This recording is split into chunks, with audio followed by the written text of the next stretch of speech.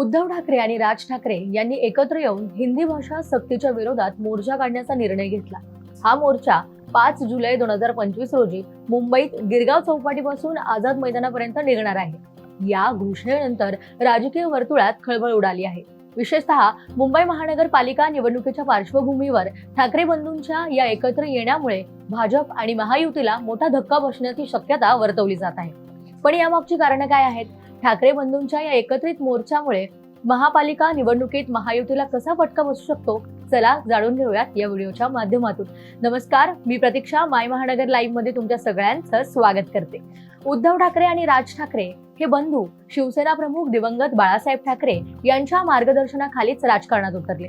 2006 मध्ये राज ठाकरे यांनी शिवसेनेतून बाहेर पडून महाराष्ट्र नवनिर्माण सेनेची स्थापना केली। तेव्हापासून या दोघांमध्ये राजकीय वैर आणि मतभेद होते। पण गेल्या काही महिन्यांपासून विशेषतः मुंबई महानगरपालिका निवडणूक तोंडावर असताना ठाकरे बंधू एकत्र येण्याच्या चर्चांना जोर आला आहे। हिंदी भाषा सक्तीच्या मुद्द्यावरून दोघांनीही एकसारखी भूमिका घेतली आहे। राज ठाकरे यांनी 18 जून रोजी पत्रकार परिषद घेत स्पष्टपणे सांगितलंय की महाराष्ट्रात हिंदी सक्ती आम्ही खपवून घेणार नाही। जर केंद्रात नरेंद्र मोदी आणि अमित शहा यांच्या सरकारला सक्ती करता येत नाही तर महाराष्ट्रात का? याच वेळी उद्धव ठाकरे यांनीही शिवसेना उभाटा पक्षाच्या वतीने हिंदी सक्तीच्या विरोधात आक्रमक भूमिका घेतली। त्यांनी मराठी अभ्यास केंद्राच्या आंदोलनात सहभागी होण्याची घोषणा केली। या दोन्ही नेत्यांनी स्वतंत्रपणे आंदोलनाची घोषणा केली होती।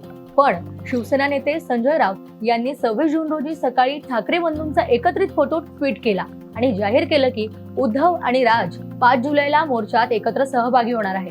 मनसेचे नेते संदीप देशपांडे यांनीही त्याचं स्वागत केलं आणि या मोर्चात दोन्ही नेते एकत्र असतील असं माध्यमांना सांगितलं।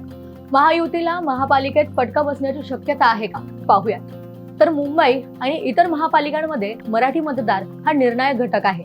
यापूर्वी शिवसेना आणि मनसे यांच्यातील मतभेदांमुळे मराठी मतांचं विभाजन होत होतं, ज्याचा फायदा भाजपाला झाला। आता ठाकरे बंधू एकत्र आल्यास हे मतविभाजन टळेल आणि मराठी मतदार एकत्रितपणे शिवसेना उभेटी आणि मनसेला एकत्रित मतदान करू शकतात। यामुळे महायुतीला मराठी मतांचा मोठा आधार गमवावा लागेल। विशेषतः मुंबई, ठाणे आणि नाशिक सारख्या शहरांमध्ये महायुतीला मोठं नुकसान होऊ शकतं।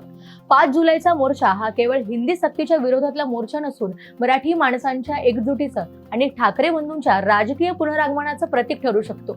यामुळे मुंबई महानगरपालिकेच्या निवडणुकीत शिवसेना उभाटा आणि मनसे यांना मराठी मतांचा मोठा पाठिंबा मिळू शकतो।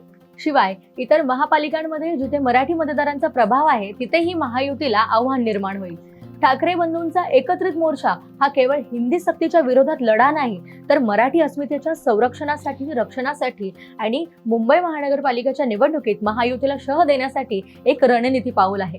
मराठी मतांचे एकीकरण, कार्यकर्त्यांचा उत्साह आणि महायुतीतील अंतर्गत मतभेद यामुळे ठाकरे बंधूंची युती ही महायुतीला मोठा फटका देऊ शकते।